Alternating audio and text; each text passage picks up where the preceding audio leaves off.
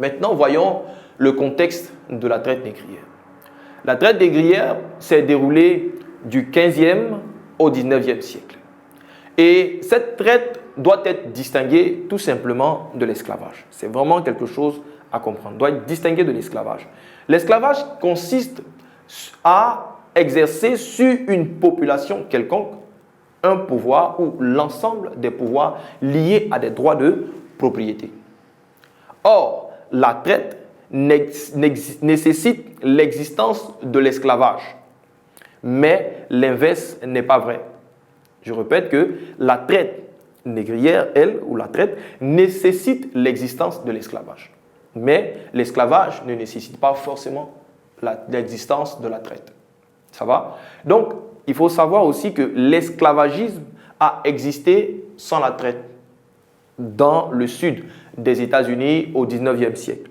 La traite se différencie de la notion contemporaine de trafic d'êtres humains. C'est vraiment différent.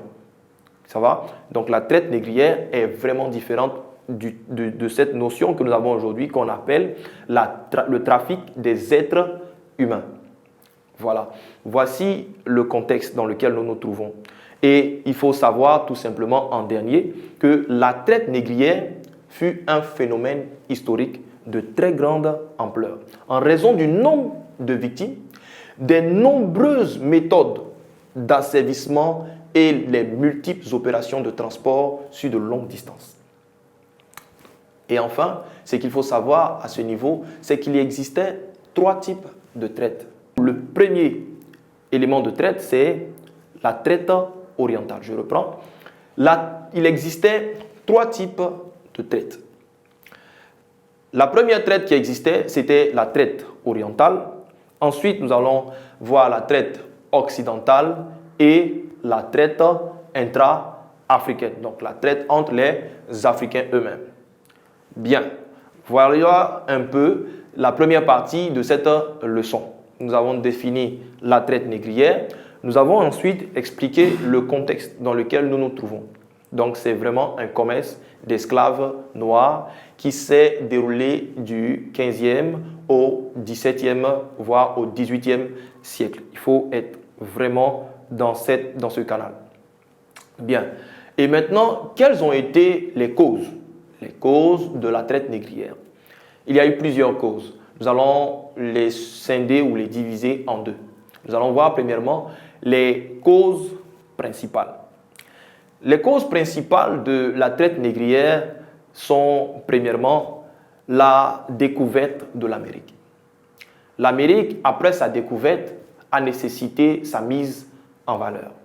Et les Européens arrivés sur ce territoire vont, à cette époque, trouver là des êtres vivants ou encore des êtres humains.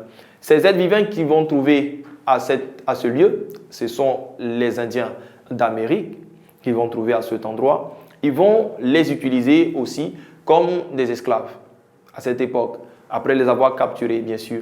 Et donc, vont travailler pour la mise en valeur du nouveau territoire qu'ils venaient de découvrir et encore de posséder.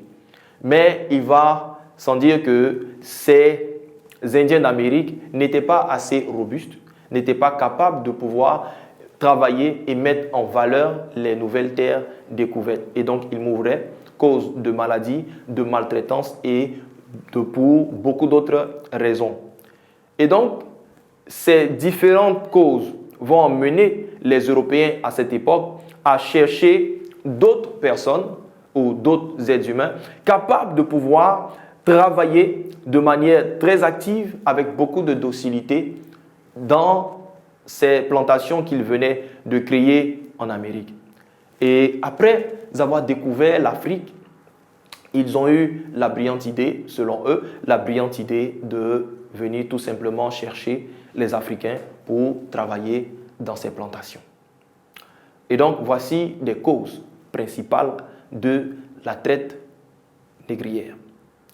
Et pourquoi est-ce que les Africains vont être choisis, eux particulièrement? Les Africains vont être choisis parce que simplement les Africains étaient robustes. Deuxièmement, les Africains étaient dociles, c'est-à-dire qu'ils étaient obéissants. Et les Africains étaient des personnes capables de résister au climat de l'Amérique latine, donc le climat tropical de cette partie de l'Amérique.